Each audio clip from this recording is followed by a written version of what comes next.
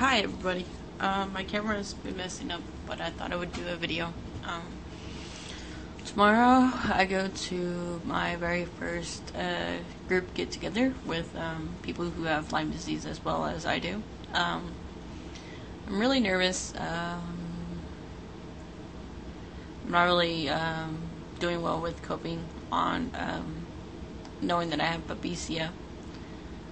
I still have a lot of learning to do, but I just wanted to give you all a update on how it really is to deal with all these co-infections and the disease itself. Some people talk about how, they're having a sick day and they hope and they really want it to go away and stuff. I feel your pain. I deal with that every day. I don't really have normal days anymore. I'm having a lot of trouble with my co-infections and with my Lyme itself, and I have been dealing with not being able to actually feel like I'm gonna get to the point where I'm gonna, be normal again. I know I'm not gonna be like I used to be because that's in the past now. I just gotta learn how to live with what I have and just share the struggle that I go through. I try to just, think positive, and I still do think positive. I know that I will one day beat this, but I want you to all get an insight of how it really is. Today I was riding my scooter, and I couldn't even manage to go down the sidewalk because it was making me have a lot of pain in my legs, and not just that, my breathing was very unstable because my body doesn't have the air flow like it should, and so I end up being what is known hungry for air, and that's when my circulation of my lungs isn't really doing what it's supposed to. It's not even going to be able to be a fix, basically, because inhalers won't really help, or nebulizers won't really help. It's just something that's gonna be there, and it's a part of my life now. I also am working on changing my whole outcome of what I eat and all that stuff, because my body has been really disliking even the simplest things that I eat. So I'm basically trying to figure out, with one money I have, how am I going to be able to not just change my diet, but change my treatment, and all the routines that I go through. We did a budget list, and we found out that my meds ends up being almost $1,000 or more, and that's not counting, the new meds that I'm supposed to be on.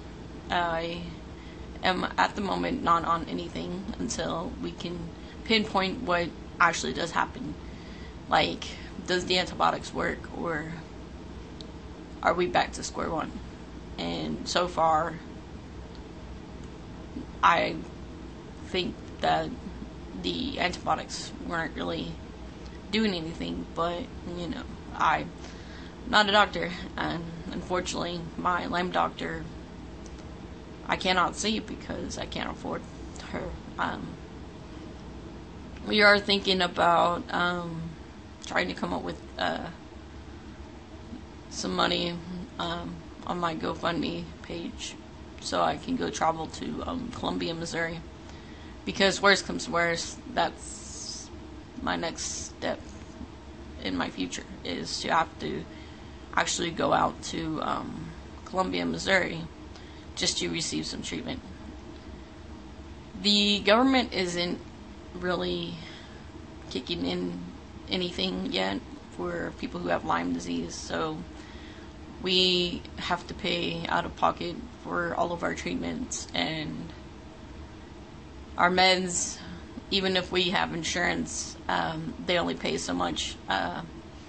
So that's why I'm in the middle of not taking any antidepressants and stuff, because it's just too much to buy them. And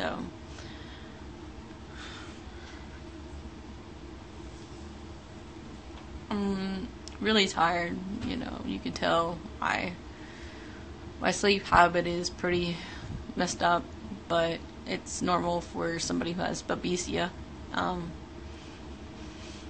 And I've been having those major headaches, but that's also due to the inflammation that's inside my brain, and my whole body is inflamed basically, and I have to go on a anti-inflammatory diet, but I don't have the money to really, go completely on that because of how high prices are for, the groceries that I would need to eat, because I won't be able to eat anything fast food, no, thing with pasta really, or grain, or, it would be something that we're actually looking into do, though. I think that tomorrow it'll be pretty handy, though, to actually be a part of a group where we get to share our stories and maybe have some incitement to, what are we going to be able to do next for my treatment, or is there anybody else that has to deal with as many COVID infections as I deal with? I know that a lot of people talk about Yolanda Foster. She is, of course, a celebrity who has been on the show The Real Housewives or something like that.